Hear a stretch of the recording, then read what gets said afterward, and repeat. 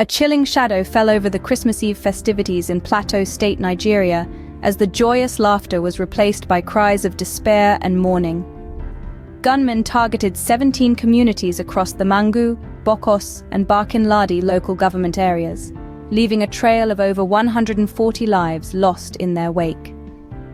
This tragedy marked yet another dark chapter in the state's history, a stark contrast to its moniker as the home of peace and tourism. Plateau State, strategically nestled between the predominantly Muslim north and mostly Christian south, has been a cauldron of tensions, home to about 40 ethnic groups.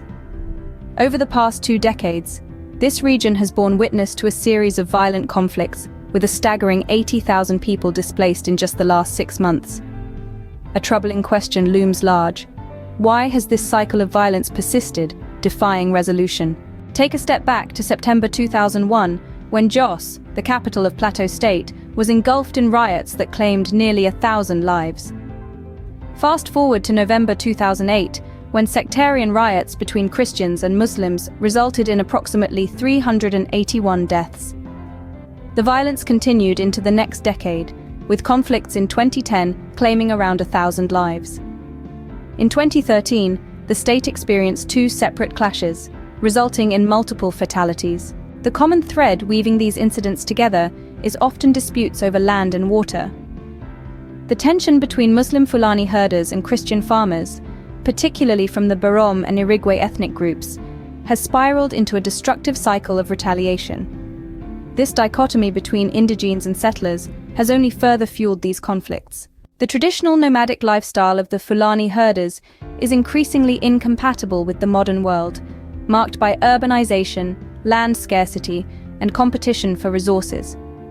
The solution requires a courageous leap forward, educating and assisting nomads in adopting more sustainable methods of animal farming. A glaring issue that persists is the slow response of security forces to distress calls. The recent Christmas Eve attack began at 6 in the evening, yet security intervention came only at 7 the next morning.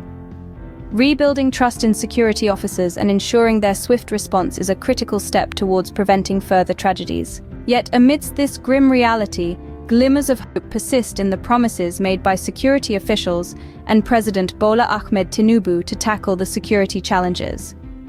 The commander of the Army Special Intervention Operation in Plateau and neighboring states, Abdul Salam Abubakar, affirmed that the forces would not rest until those responsible are brought to justice. The echoes of the Christmas Eve tragedy in Plateau State underscore the urgent need for a holistic approach to conflict resolution. This includes addressing the root causes, promoting equality, and modernizing practices that perpetuate strife. The profound impact of these conflicts on communities yearning for peace serves as a clarion call to action, a plea for lasting peace and resolution in Plateau State.